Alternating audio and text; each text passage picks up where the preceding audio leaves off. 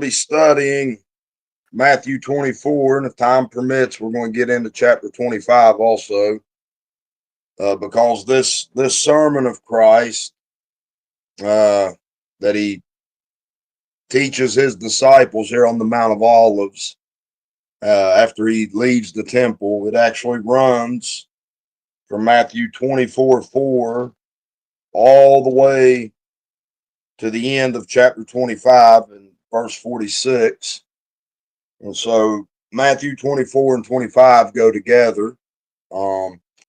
Matthew 25 begins, then shall the kingdom of heaven be likened unto 10 virgins. And so a study of these chapters will show that Christ covers a time period involving the final week determined upon Israel, what we call the 70th week of Daniel. It goes through his second coming and the end of this present evil world, all the way up to the establishment of the world to come. And what Christ is doing here in Matthew 24 and 25 is he's establishing chronology and the order of events. Brother Bobby always talks about the importance of studying the Bible with reference to time. Real quick, if you got your Bibles, start here in Matthew 24. I want to show you how much of these chapters are about time. And the reason this is important is because they ask him in verse 3 of Matthew 24, tell us, when shall these things be? And what shall be the sign of thy coming and of the end of the world? And so they ask Christ a question here, and he spends this whole sermon expounding these things to them. And what he's doing is establishing chronology, the order of events.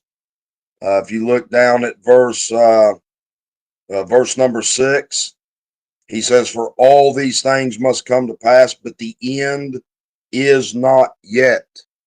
Verse number 8, he says, all these are the beginning of sorrows. Verse 9 begins with the word then. Verse 10, and then. Then he comes down to verse 13, he that shall endure unto the end. Verse 14, and then shall the end come. Verse 15, when ye therefore shall see the abomination of desolation. Verse 16, then let them which be in Judea. Verse 21, for then shall be great tribulation. And except, verse 22, and except those days shall be shortened. Verse 23, then. And he just keeps going on, guys. And what Christ is doing here, he's answering the question of his disciples, and he's establishing chronology in order to keep them from being deceived. And what he's doing is he's showing them the order of events so that they will know what must come to pass before he comes. And then he goes down there and talks about verse 29, after the tribulation of those days that he's just defined. He says, then shall they see the Son of Man coming in the clouds with power and great glory. And so he's establishing chronology here, or the order of events, so that we can understand time. But the sad reality is that many people misuse Matthew 24, and that's why we are going to do these lessons. Couple of things to point out what people do.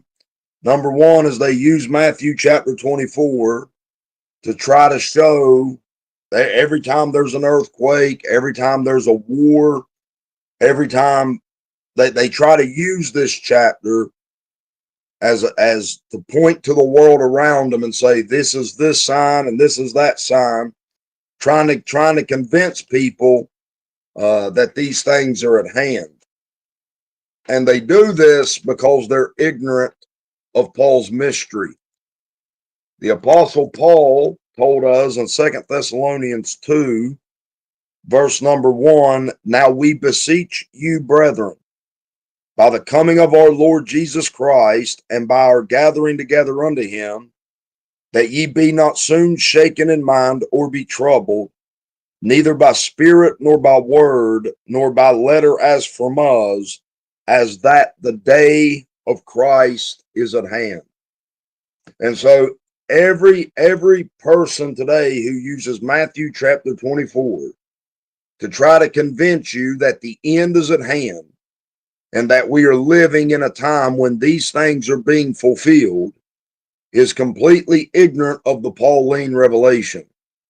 The things in Matthew 24 cannot come to pass until the mystery revealed to Paul is fulfilled. And Paul pleads with you by the rapture, by the coming of our Lord and our gathering together unto him, not to be soon shaken in mind or be troubled, as that the day of Christ is at hand. And so people that use this chapter that way completely ignore the fact that all of Matthew 24 revolves around the temple and the destruction of Jerusalem. There hasn't been a temple standing in Jerusalem since 70 AD. And therefore, the things of Matthew 24 cannot come to pass until there's a temple in Jerusalem. And so everybody trying to convince people that every time there's an earthquake or every time there's a war, that Matthew 24, that we're living at a time we're not living at, is ignorant of some things. Second, you've got what we call preterists. The preterists use Matthew 24. They'll use verse. They'll go over to verse 34. Verily I say unto you, this generation shall not pass till all these things be fulfilled. And they'll try to convince you that because Christ said that, then that means all things were fulfilled already, and that the destruction of Jerusalem that Christ is telling about Matthew 24 happened in 70 AD. And that's what the preterist teaches, that it's already been fulfilled. And yet, if you continue reading into Matthew 25, when did Christ show up, sit on the throne of his glory, and judge all nations, and cast the goat nations into everlasting fire? And when did the sheep nations ever inherit the kingdom prepared from the foundation of the world? You see, the meek have yet to inherit the earth, as the Bible prophesied. This world is still being ran by the wicked. This world is still under the course of this world is still according to the prince of the power of the air. And so these things could not have been fulfilled yet. The preterist has the same problem that the other people have.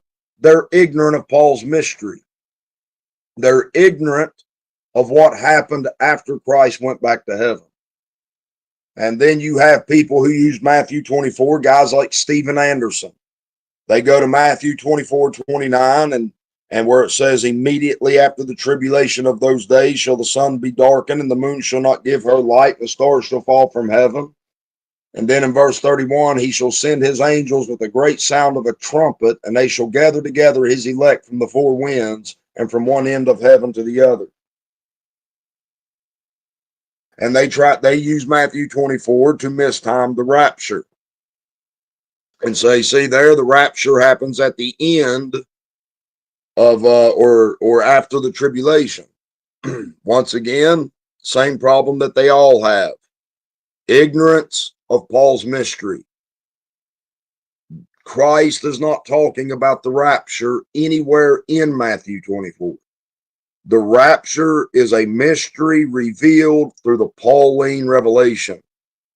This church of this dispensation, this gathering that God is gathering at this present time out of Israel and out of the nations to create a new man in heaven, of which Christ is the head. The gathering of that church at the rapture is something that's not yet been revealed in Genesis through the entire Old Testament. And people trying to date the rapture or prove the rapture or teach the rapture prior to the Pauline revelation is ignorant of the mystery. And so right off the bat, we see that all those who misuse the book, the chapter we're dealing with, Matthew 24, everybody who misuses this chapter has one thing in common. They all have one thing in common, and that's ignorance of the mystery revealed to the Apostle Paul. As Paul said in Romans 11:25, he says, "For I would not, brethren, that ye should be ignorant of this mystery, lest ye be wise in your own conceits." And so people who are misusing this chapter is because they're wise in their own conceits. And the reason they're wise in their own conceits is because they're ignorant of mystery. When Christ speaks, Matthew 24, the mystery has not yet been revealed, and he is dealing here with the things prophesied concerning Jerusalem and the Jewish people and the nation of Israel prior to his return to the earth. They know nothing of the mystery. Christ has not taught them the mystery yet. And these things are going to be revealed after he dies, resurrects, and goes back to heaven. And so here in Matthew 24, 1 through 2, we're going to see, number one, the first problem men make with Matthew 24 is they ignore the immediate context of Matthew 24. They take the whole chapter, ignore the context, and then use it for their own agenda. All right, let's look at it here. Matthew 24, 1 through 2. And Jesus went out and departed from the temple. And his disciples came to him for to shew him the buildings of the temple. And Jesus said unto them, See ye not all these things? Verily I say unto you, there shall not be left here one stone upon another that shall not be thrown down. And so the context of Matthew 24 is the utter destruction and desolation of the temple and Jerusalem. In Luke 21:20, Christ told them, when you see Jerusalem compassed with armies, know that the desolation thereof is nigh at hand. And so the context of Matthew 24 we see here is Christ telling his disciples about all those buildings there. They're sitting on the Mount of Olives. They're looking at Jerusalem. They're looking at the buildings of the temple. And Christ tells them, there shall not be left here one stone upon another that shall not be thrown down. And so that's the context of Matthew 24. It concerns the destruction of Jerusalem and the desolation of Jerusalem and the destruction of the temple. In verse 3, they come to him. And as he sat upon the Mount of Olives, the disciples came unto him privately. Now in Mark 13, it tells you that it was John, James, Peter, and Andrew. They come to him, and now notice this. They ask him two questions. Tell us, when shall these things be? What things? The destruction of the temple and the desolation of Jerusalem. Christ just told them what's going to happen, and they ask him, tell us, when shall these things be? Then the second question is, what shall be the sign of thy coming and of the end of the world? Now that's the context. The context of Matthew 24 concerns these two questions. When shall these things be? That is concerning the desolation of Jerusalem. And what shall be the sign of thy coming and of the end of the world? That deals with the end of this present evil world and the bringing in of the world to come. And Christ, the context of Matthew 24 is Jesus Christ answering these two questions. He doesn't ignore them. He starts giving them the answer to these two questions, right? From verse 15, Matthew 24, verse 15 down to verse 28, he answers the first question. When you see the abomination of desolation spoken of by Daniel the prophet, meaning if you want to understand Matthew 24, you not only have to understand the context of Matthew 24, but you have to understand prophecy. Because in order to understand what he's talking about here, it says in verse 15, whoso readeth, let him understand. Meaning you have to understand some things spoken of by Daniel the prophet, meaning not only do you have to understand the context of Matthew 24, you have to understand Matthew 24 in the context of the Bible. That there's a historical context to what Jesus Christ is talking about. And from verse 15 to verse 28, he answers the first question about when shall these things be? Well, he tells them, when you see the abomination of desolation spoken of by Daniel the prophet stand in the holy place, then let them which be in Judea flee into the mountains. Why? For then shall be great tribulation, such as was not since the beginning of the world to this time, no, nor ever shall be. And so he's telling them when the things he spoke about concerning destruction, he's telling them when those things are going to be. And then he answers the second question, beginning in verse 29, when he says, immediately after the tribulation of those days shall the sun be darkened, and the moon shall not give her light, and the stars shall fall from heaven, and the powers of the heavens shall be shaken, and then shall appear the sign of the Son of Man in heaven. And then shall all the tribes of the earth mourn, and they shall see the Son of Man coming in the clouds with power and great glory. And so the context we're dealing with here concerns the two questions that they ask. When shall these things be, and what shall be the sign of thy coming and of the end of the world? And he answers those two questions. And so since Matthew 24, now understand what I'm about to tell you. Since Matthew 24 revolves around the temple and Jerusalem and its destruction, you have two options when dealing with Matthew 24. First option is that everything's already been fulfilled because the temple was destroyed in AD 70 by the Romans. That's option number one. Now, we don't believe that. I don't believe that. I'm going to show you why I don't believe that. The second option is Matthew 24 awaits future fulfillment, and before it can be fulfilled, there must be a temple rebuilt in Jerusalem.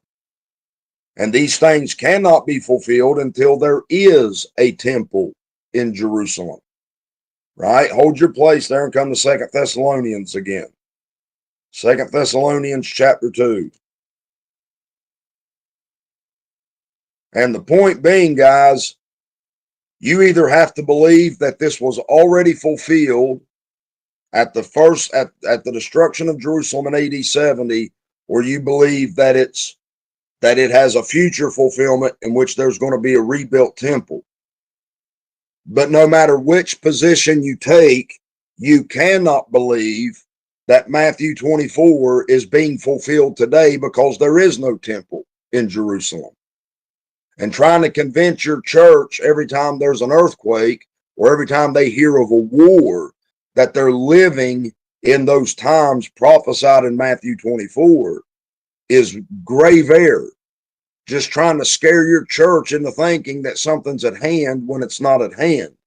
And when you do that, you're actually robbing Christians of the helmet of their salvation, because God hath not appointed us to wrath, but to obtain salvation.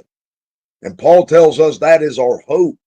And he pleads in 2 Thessalonians, by the rapture and by our hope of obtaining salvation, not to be soon shaken and troubled, as that the day of Christ is at hand.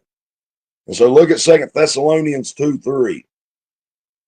Let no man deceive you by any means, for that day, talking about the day of Christ, that day shall not come, except there come a falling away first, and that man of sin be revealed, the son of perdition, who opposeth and exalteth himself above all that is called God or that is worshipped, so that he as God sitteth get it now, in the temple of God, shewing himself that he is God.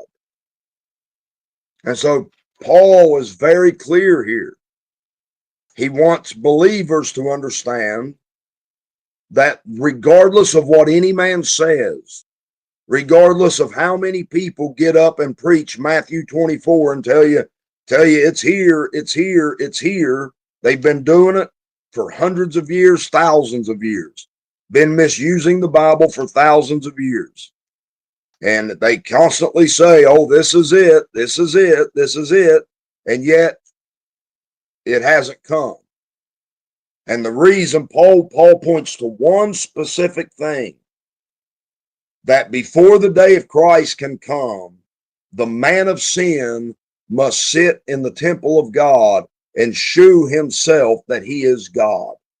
He must be revealed to the world as a deception that he is God. And the whole world's going to worship him at that time. But once again, the day of Christ cannot come until the man of sin reveals himself in the temple of God, and there is no temple of God. And so you cannot use Matthew 24 to point to the signs of the times that we live in, because we're not living in the times of those signs. Those signs are for people living in the 70th week of Daniel, to give them a chronology of events so that they won't be deceived. And to use it for any other reason than that is to, even if you think people try to use Matthew 24 to preach the rapture. Well, now you've done pushed the rapture up to a point where there has to be a temple before we can be raptured. And therefore you just give every generation of man a reason not to look for the Lord to come. And Paul said we are looking for our Savior from heaven. And so understand the importance of that, guys, that people remove Matthew 24 out of its context concerning the temple and its destruction. And once you understand that, you've got two choices. It's either already happened or it's future. Now, the preterist will tell you that it's already happened. But we don't believe that. We're going to show you why we don't believe it. Because the preterist makes a second error. Right?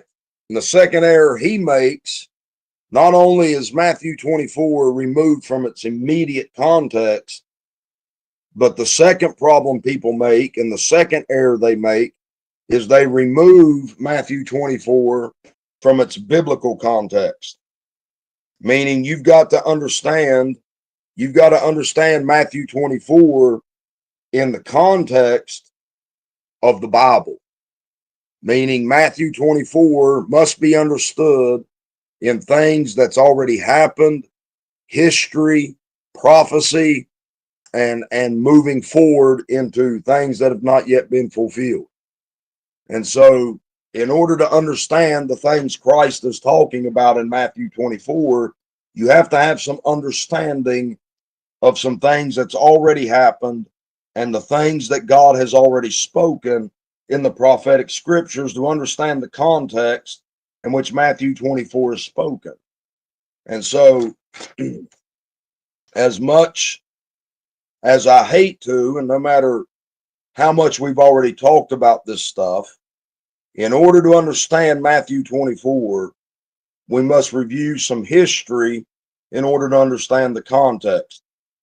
And by doing this, I'm going to prove to you that AD 70 and the Romans destroying Jerusalem was never prophesied, nor did Christ ever speak of it. When Christ speaks of the destruction of Jerusalem, he is always speaking of the destruction of Jerusalem that's going to happen in the final 7 years in the 70th week of Daniel, because the destruction of Jerusalem by the Romans in AD 70 was never prophesied. The entire time period we live in was something unspoken something kept hid and secret in God. That includes the destruction of Jerusalem in AD 70. In AD 70, we were already in this present dispensation. And because of that, the destruction of Jerusalem by the Romans was never prophesied. It was also a part of something hidden God. And that's what we're going to prove. But we have to go back, guys, and remember some things. We're just going to cover this real quick because this leads up to the context of Matthew 24. Remember in our previous studies that we talked about the 5 courses of punishment.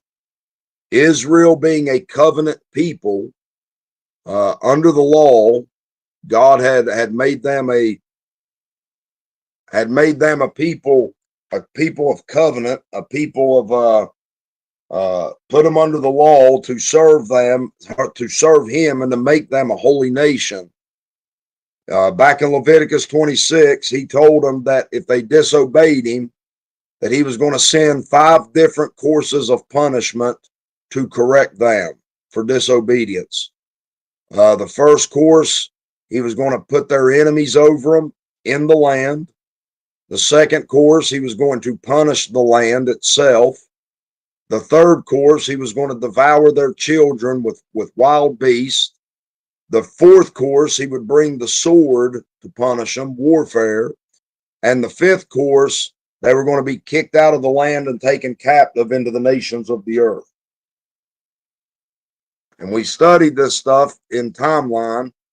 If you look here on the timeline that I got up on the screen, the first course of punishment happened during the book of Judges. Many times God put their enemies to rule over them, and then when they would repent, he would send a judge to deliver them. And then they would go back to their wicked ways. He'd put their enemies over them, and then he'd send judges to correct them. The second course of punishment, God divides the kingdom of Israel into 2 different kingdoms, Judah and Israel. And then the second course of punishment begins in the days of Elijah, when God shuts up the heavens that it rains not. He begins to correct them by making their land desolate, by not giving them rain. The third course of punishment happened in the days of Elisha. They entered into the third course there when those wild beasts come out, those she-bears come out and devour 40-some children. And God's letting you know that they're in the third course of punishment. This happens in the book of 2 Kings. The fourth course of punishment begins around the death of Uzziah, when God begins to punish Israel and the nation with warfare. You have Syria and Israel warring against Judah, and you have the Assyrian coming in, destroying Israel and taking Israel captive in the book of 2 Kings. I believe it's chapter 17. And then in the fifth course of punishment, Judah is taken captive and Jerusalem is destroyed by the Babylonians. And this fulfilled what God told Solomon about the temple that he had built, that if those kings of Israel would not obey him, that he was going to forsake that house and bring it to nothing. He was going to destroy it, which is exactly what he did. In 2 Kings 25, Judah is taken captive, and then Babylon destroys Jerusalem. All right. Now, right here, we're leading up to Matthew 24 up here, where Christ speaks Matthew 24 before going to the cross. And there's already been some things spoken about time that you got to understand in order to understand Matthew 24. There's already been prophecy about Jerusalem, right? First off, it was going to lie desolate for 70 years. Jerusalem was going to lie desolate for 70 years. That's spoken in Jeremiah 25, verse 11. This whole land shall be desolation and an astonishment, and these nations shall serve the king of Babylon 70 years. Jeremiah 29 and 10 says, For thus saith the Lord, that after 70 years be accomplished at Babylon, I will visit you and perform my good word toward you in causing you to return to this place. And so they're going to remain in Babylon for 70 years, and the whole land is going to be a desolation for 70 years.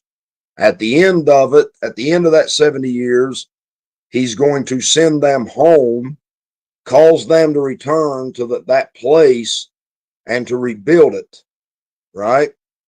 And this brings us to Daniel chapter 9. I'm going through this quick, guys, so that we can get back to Matthew 24, but I want you to understand the context. While they're in that 70-year period, Daniel receives an additional revelation to what Jeremiah received. Jeremiah prophesied the 70 years. Well, Daniel receives a revelation concerning Judah, concerning Jerusalem and his people, that there's an additional time period that's been determined upon them to bring everything to pass, to finish the transgression, to make an end of sins, to make reconciliation for iniquity, and to bring in everlasting righteousness. And this additional time period here is when all things are going to be fulfilled. And so what's revealed here is that 70 7-year periods have been determined upon Israel, or upon Jerusalem and Israel. And that brings you to 490 years. But they're divided up into 3 different time periods, as we're going to see here. And so notice in Matthew or Daniel 9:25, he says, Know therefore and understand. That's the commandment here, is for him to know and understand. Know it and understand it. So many people do not know nor understand this stuff, and that's why when they get to Matthew 24, they just make it up, because they don't understand the context. They don't understand, first off, the context of Matthew 24, nor do they understand Matthew 24 in the context of the Bible. Christ didn't just speak these things out of nowhere. There's context to it. And so he says, Know therefore and understand that from the going forth of the commandment to restore and to build Jerusalem unto the Messiah the Prince. And so get that right there. This first time period runs from the commandment to restore Jerusalem unto the Messiah the Prince. All right, so know and understand that from the moment this commandment goes forth to restore and to build Jerusalem, because it's in desolation from the Babylonians, and he says from the moment that this commandment is gone forth to restore and to build Jerusalem until the Messiah the Prince comes, then he lays out 2 different time periods. It shall be 7 weeks, 7 7-year periods. That's 49 years. And that 49 years happens in the times of Ezra and Nehemiah, when they go back to restore and to build. The commandment to return and to restore and build Jerusalem actually happens in the book of Nehemiah. And then there's a 49-year period there in which they restore and build Jerusalem. And then he lays out, and 62 weeks, or 434 years. In other words, after that first 49-year period, there was going to be a 434-year period after the rebuilding of Jerusalem until the Messiah shall come. Right? And I know we've studied this, guys, but just understand it. Right? In fact, let's go back, look at the timeline. So you had these 70 years of desolation, The commandment to restore and to rebuild happened. And then you had these 49 years here. And then there's 434 years unto the Messiah the Prince. When he enters Jerusalem in Matthew 21 and goes into the temple and drives out the money changers and says, my house shall be called a house of prayer. At the end of Matthew 23, he leaves the temple after he says, your house is left unto you desolate. So when he enters Jerusalem, he calls it my house. And when he leaves, he calls it your house. And then he goes out in Matthew 24 and says, this temple and all these buildings are going to be destroyed. And he's saying that according to prophecy. Because in Daniel 9:26, the Messiah comes after that 62 weeks, he comes, and then it says, and after 62 weeks shall Messiah be cut off, but not for himself. And so after those 62 weeks are fulfilled, Daniel's told that the Messiah, when he comes, is going to be cut off.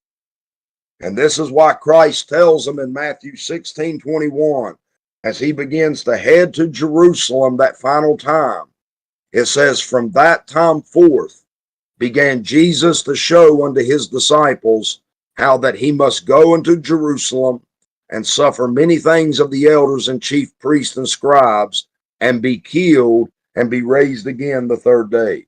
And so Christ knows that when he goes to Jerusalem for that final Passover, that he's going to be cut off. He's going to suffer, be killed, and rise again from the third day. He knows that. It's what's written about him.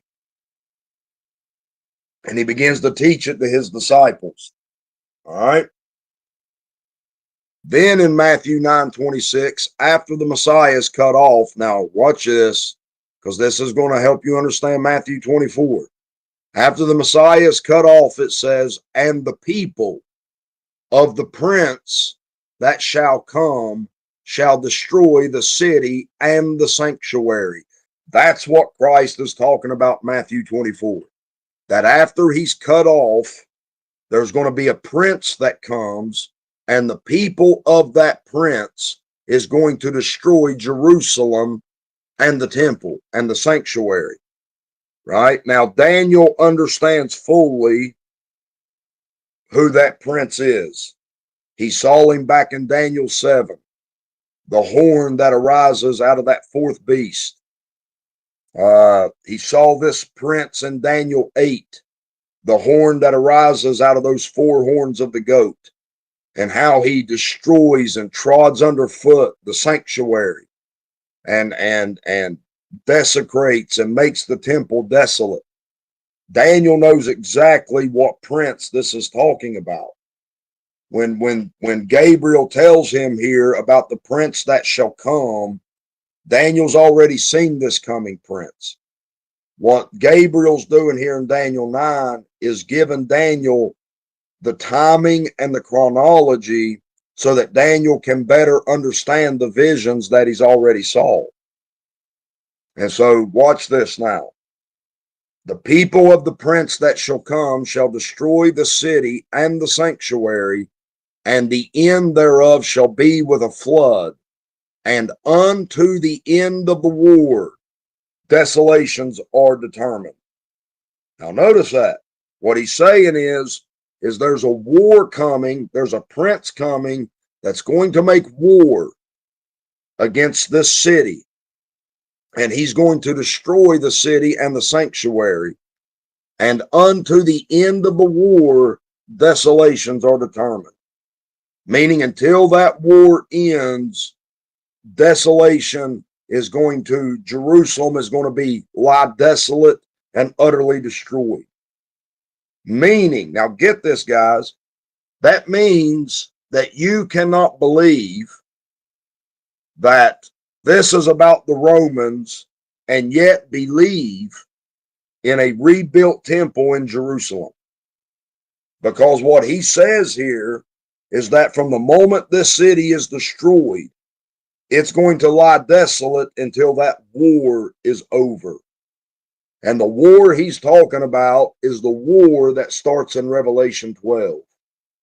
When the dragon's cast out of heaven and he goes to make war against the woman. And Jerusalem is going to be destroyed at that time, and that woman flees into the wilderness, and to the end of that war, desolations are determined. He is talking about the 70th week of Daniel. This has nothing to do with the Romans.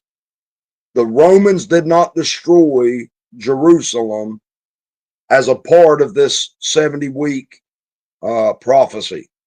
The 70 AD did not belong to this time period of the 70 weeks.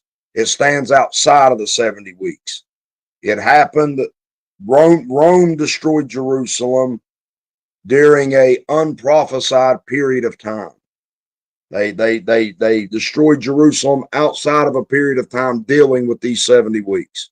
That's so important to get because many great Bible teachers, C.I. Scofield, Clarence Larkin, Peter Ruckman, even Bollinger, men like that, they all believed that Matthew 24 was about the Romans, Luke 21 was about the Romans. They come back here and they make this prophecy about the Romans destroying Jerusalem. But the Romans did not destroy Jerusalem within these 70 weeks that's been determined upon Jerusalem. And so the destruction of Jerusalem by the Romans was a part of the mystery period that we live in. And so you got to get that, man. You got to understand that, or you're going to come to a preterist point of view that if Rome was the ones that fulfilled this prophecy, then everything's been fulfilled. And there's nothing left to be fulfilled. Right? And so understand this, that the Messiah is going to be cut off. And after he's cut off, there's a prince that's going to come that's going to destroy the city and the sanctuary.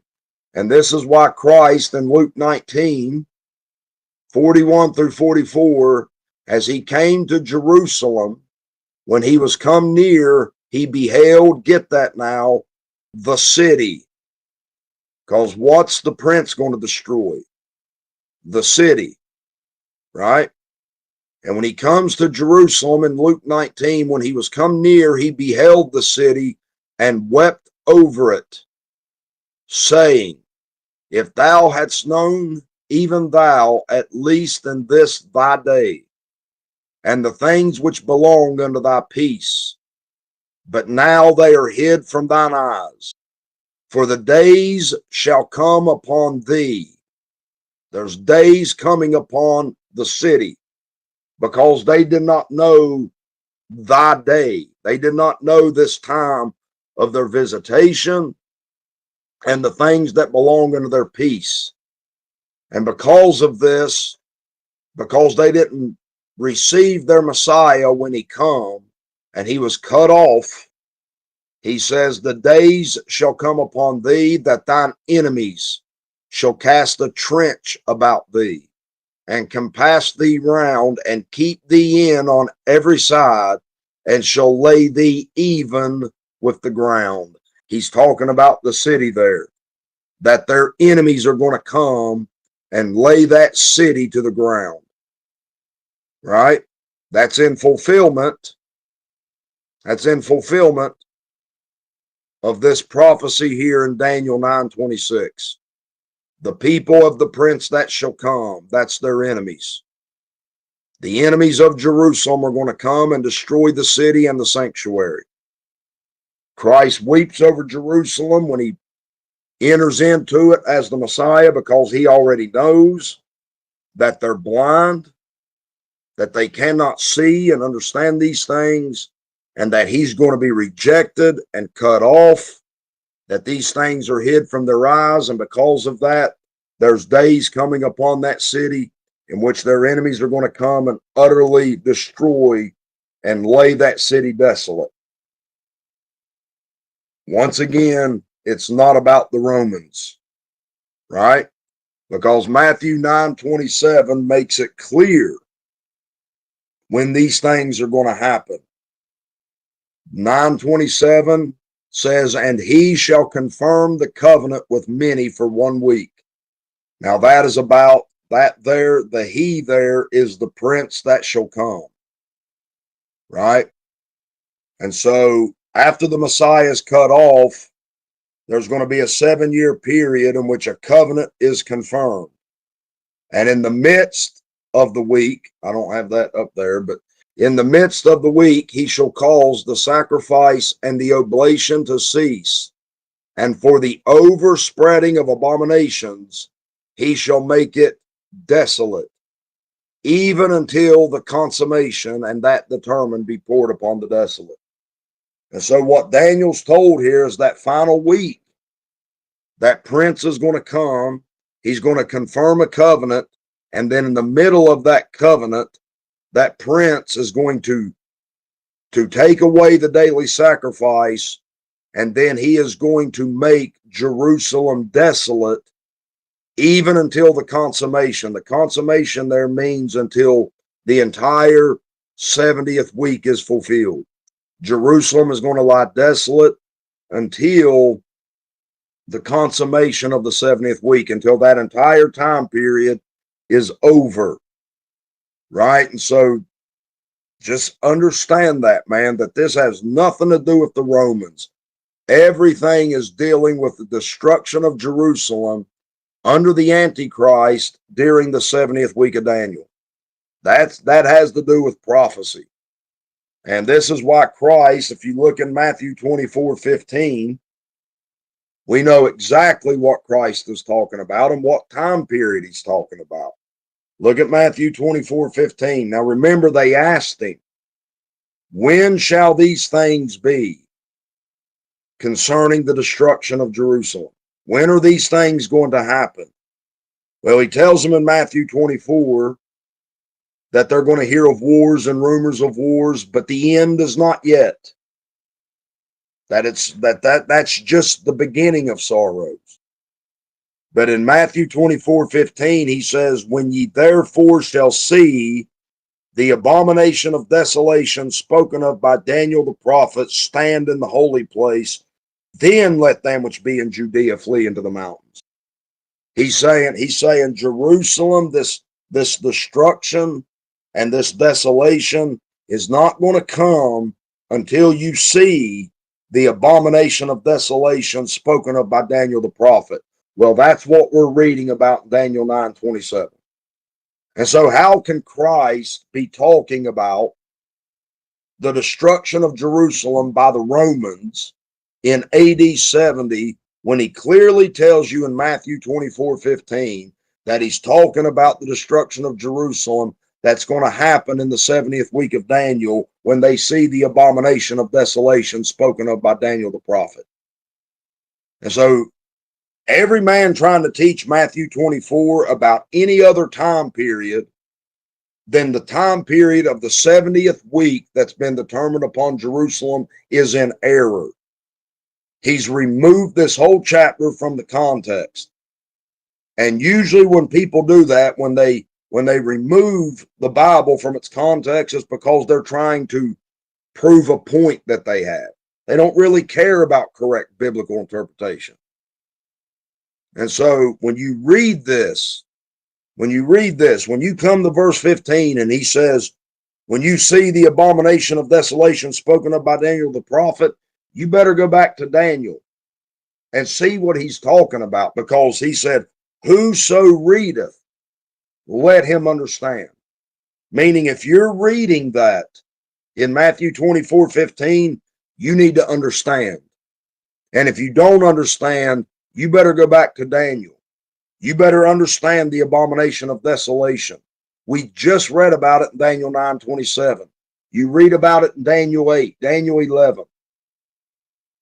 And so, listen, man, God is not, ignorance of the Bible is no excuse. Right? God wrote the book. God gave us the book. He expects us to study the book. And if we run our mouths in ignorance of the book, God is not going to hold us guiltless for the errors that we make, because he gave us this word and he guides us through it. He says, go back and understand the abomination of desolation spoken of by Daniel the prophet. And yet, the vast majority of Bible teachers get here in Matthew 24 and they start talking about, oh, there was an earthquake and there was a war. It's at hand. The end is coming. The end is coming. Or they come over here and they say, well, Jesus here is referring to the destruction of Jerusalem by the Romans. Nonsense.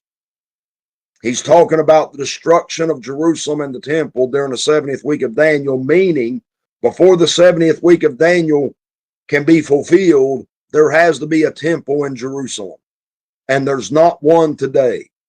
And so quit trying to convince people that something is at hand when it's not. Be honest men with the word of God, because you are going to rob people of the blessed hope that the church has. The next event in biblical chronology is the fullness of the Gentiles and the rapture of the body of Christ into the heavenly places. That's the next event. And Paul pleads with men because of that to not be deceived and be troubled and shaken, as that the day of Christ is at hand. Every bit of this in Matthew 24 is on hold and is being withheld until this church is complete, guys. All right. And so, real quick, when Christ speaks Matthew 24, he's getting ready to be cut off, as Daniel 9:26 says, and he knows that after his cutting off, Jerusalem is going to be destroyed in that final 7-year period that's been determined upon him. That's the context of Matthew 24. And after he rose from the dead, his disciples asked him in Acts 1:6-7, when they therefore were come together, they asked of him, saying, Lord, wilt thou at this time restore again the kingdom to Israel? Now, before the kingdom can be restored to Israel, that final 7 years has to be fulfilled. And that's all they know in Acts chapter 1. That the mystery has not been revealed yet in Acts chapter 1. They're looking for the restoration of the kingdom. They're asking him, is this the time to restore again the kingdom to Israel? And he said unto them, it is not for you to know the times or the seasons which the Father hath put in his own power. Now, it doesn't end there, guys. There's a whole book of Acts that was written showing you what happened after the Lord went back to heaven. And so a lot of people, they're in a pre-Pauline revelation mindset. They don't understand the revelation given to Paul, and they're still in the same ignorance that these men at the opening of the book of Acts were in. And the reason I say ignorance, I'm not being mean. Things weren't revealed to them yet. They're looking for the restoration of the kingdom to Israel. That's all they know. They don't know anything about the mystery yet. For you to be in that mindset and to be using Matthew 24 incorrectly and to be in this pre-Paul revelation mindset that these men were in, without this time thinking that it's time to do something that it's not, it's inexcusable. It's completely inexcusable, because we know from the revelation given to Paul that Israel fell in Acts chapter 7. And through their fall, salvation has come unto the Gentiles for to provoke them to jealousy, and that Israel at this present time is in a state of partial blindness until the fullness of the Gentiles be come in. It's what Paul calls this mystery, that we are living in a time in which all Israel is not being saved as it was written in prophecy, but that a part of Israel is being saved, as well as a fullness out of the Gentiles is being come in, because God sent salvation to them also, to the Jew first and also to the Greek. And through that salvation, God is taking part of Israel and a fullness of the Gentiles to fulfill a mystery that he kept hid from the beginning of the world. And so after Christ went back to heaven, here on our timeline, Israel fell in Acts 7. Paul is called, and then God revealed this mystery. Well, when did the Romans destroy Jerusalem? They destroyed Jerusalem close to 40 years after Israel fell and Paul was called, and salvation was sent to the Gentiles. That means the destruction of Jerusalem was by the Romans was not a part of prophetic revelation. The destruction of Jerusalem by the Romans happened during the time period of the mystery, and therefore was not prophesied or spoken of by Jesus Christ. Right? And so to try to make that about prophecy is a great error.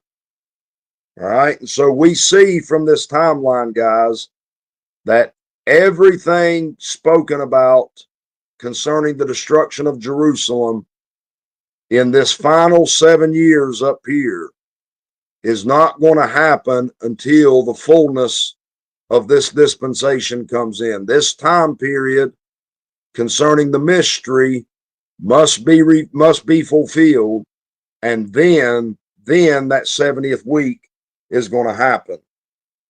And so the biblical context, back to Matthew 24, the biblical context of Matthew 24 is that when Christ speaks Matthew 24, 69 of the 70 weeks have been fulfilled.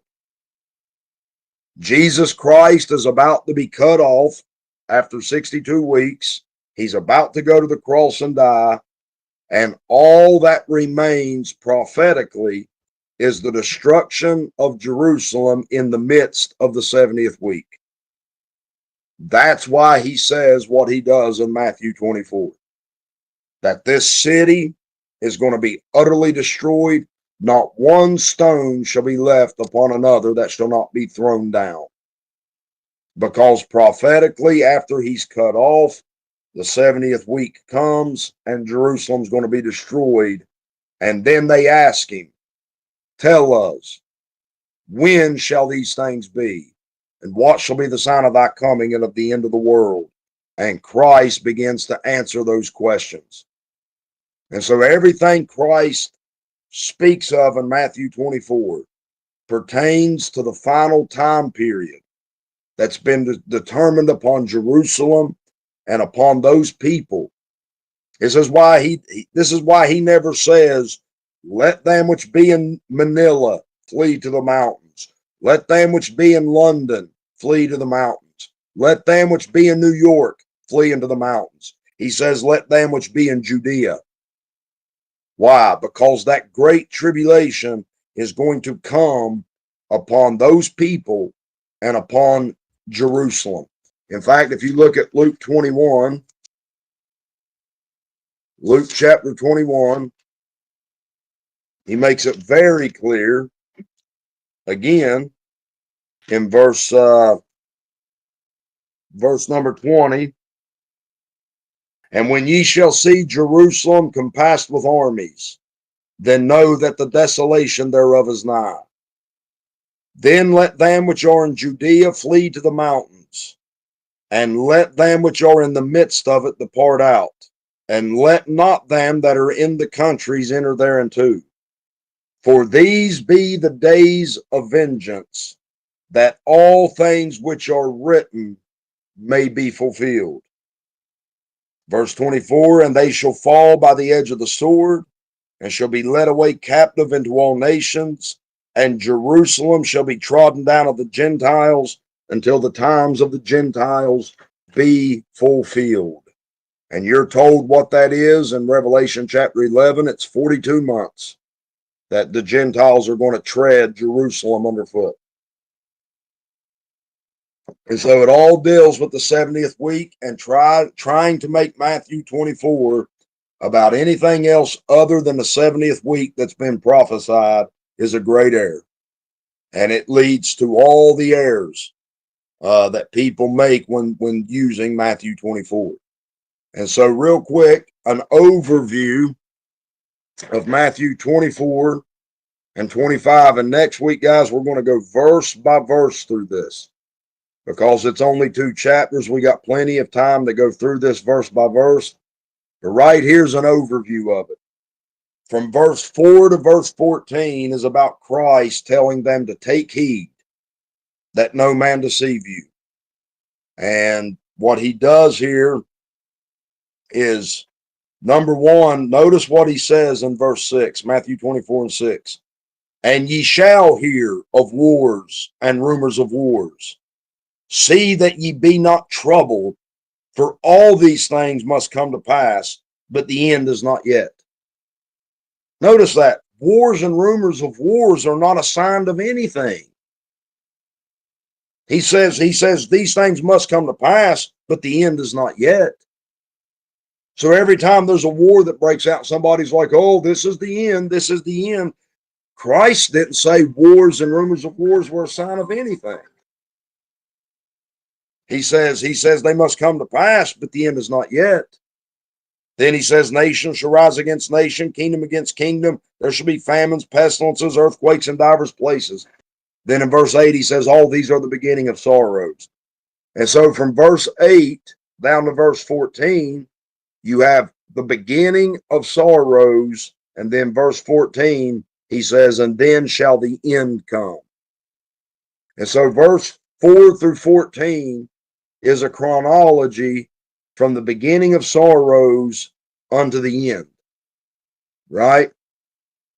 Then in verse 15, beginning in verse 15 down to verse 28, he speaks of when the destruction of Jerusalem is going to come.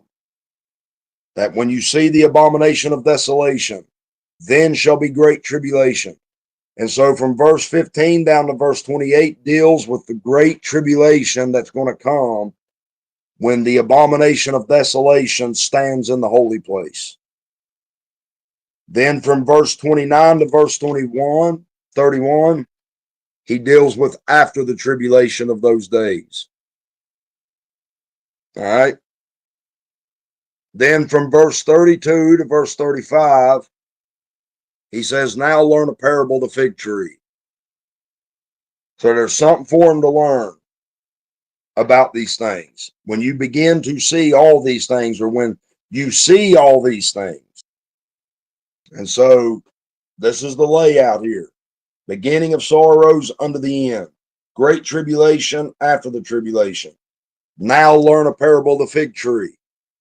Understand something.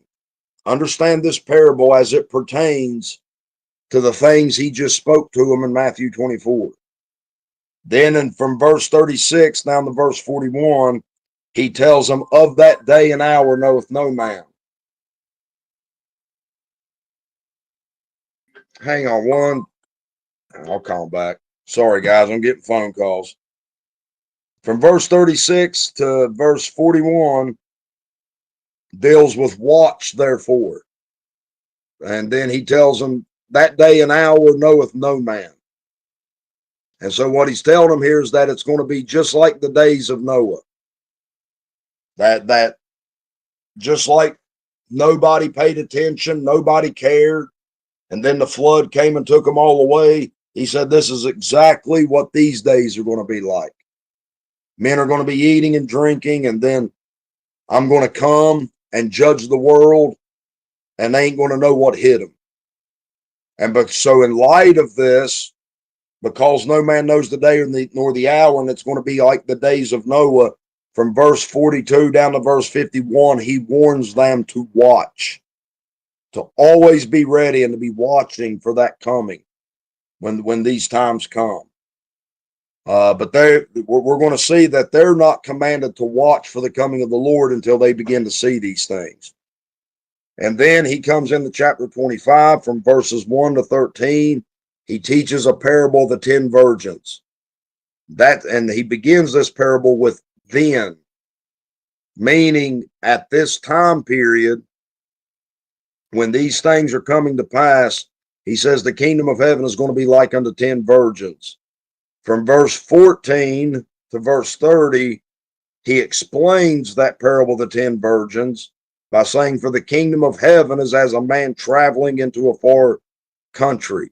And he teaches this parable of the talents, that he's going to come and judge the foolish and the wise, and give his reward, give the reward based upon that. He's going to judge his servants.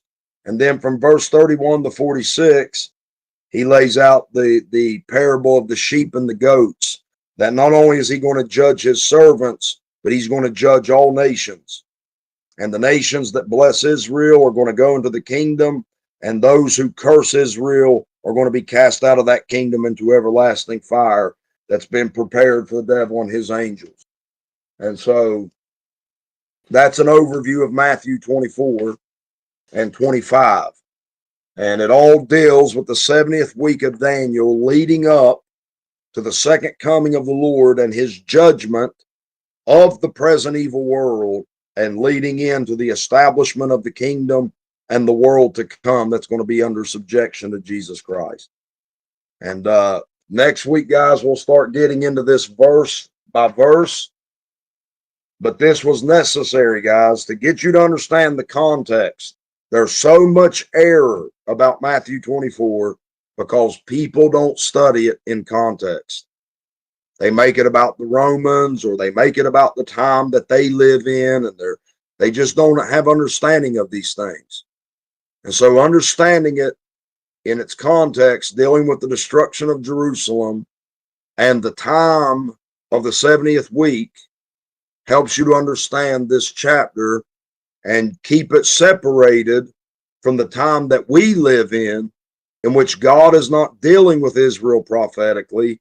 He is dealing with Israel according to the mystery, in which part of them is being saved and the fullness of the Gentiles is being brought into that salvation because of Israel's fall.